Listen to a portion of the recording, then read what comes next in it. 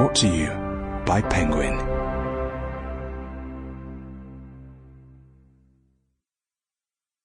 Why Not Me? This is the author, Mindy Kaling.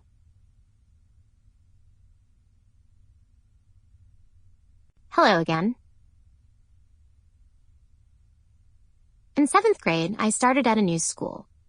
On the first day, I was so anxious to make friends, I brought a family-sized bag of Skittles to homeroom so I could pass them out and entice my new classmates to talk to me. "Do you like Skittles?" I asked. Kids would nod cautiously. "Here, take some. I'm Mindy," I said, trying to rope them into conversation.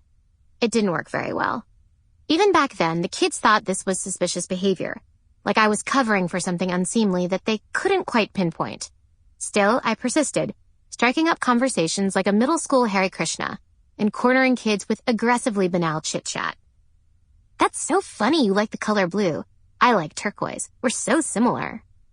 I did this until my art teacher, Mr. Posner, pulled me aside.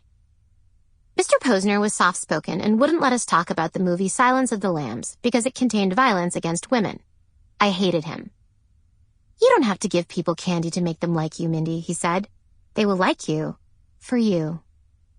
I nodded meaningfully, knowing he wanted to see that my mind had been blown away by his awesome humanity. Then he took my Skittles, and I thought, what a load of garbage.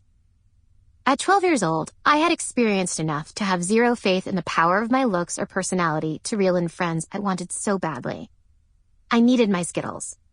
The next day I brought in more, and Mr. Posner called my parents. The Skittles stopped, and I wished that Mr. Posner was trapped in the bottom of a well and later killed, like in Silence of the Lambs. My parents encouraged me to play field hockey, where I eventually did end up making a few friends. I remember that time as one of the most stressful periods of my life.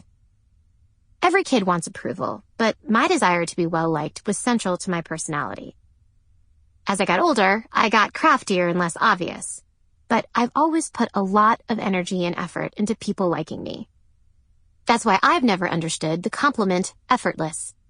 People love to say, "She just walked into the party, charming people with her effortless beauty." I don't understand that at all. What's so wrong with effort anyway? It means you care. What about the girl who walked into the party, her determination to please apparent on her eager face? Sure, she might seem a little crazy, and yes, maybe everything she says sounds like conversation starters she found on a website, but at least she's trying. Let's give her a shot. And these days, I find I'm caring less and less about what people think of me. Maybe it's my age. Maybe it's my security in my career. Maybe it's because I'm skiller of flesh in the dollar billy y'all. But if I had to identify my overall feeling these days, it's much more, screw it. Here's how I really feel. The truth is, it's hard to get people to like you, but it's even harder to keep people liking you. You'd have to bring in Skittles every single day. The result of my not caring so much about what I say allows me to care more about how I say it. I think it makes my writing more personal and more enjoyable. If you're listening to this, you're probably a woman. Or perhaps you're a gay man getting a present for your even gayer friend. Maybe you accidentally bought this thinking it was the Malala book. However this book made its way from the female humor / brave minority voices / stress-free summer reads section of your bookstore to your hands, it doesn't matter. The important thing is you're listening to me now. Welcome.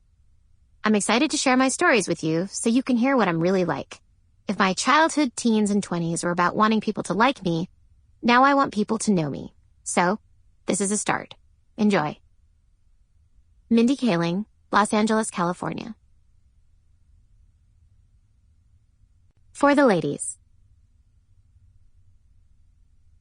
How to Look Spectacular, A Starlet's Confessions. At some point in the past few years, I transformed from Mindy Kaling, boring, anonymous comedy writer who buys her bras at TJ Maxx, to Mindy Kaling, red carpet glamour puss, with perfect skin and shiny hair, outfitted in the latest fashion garments.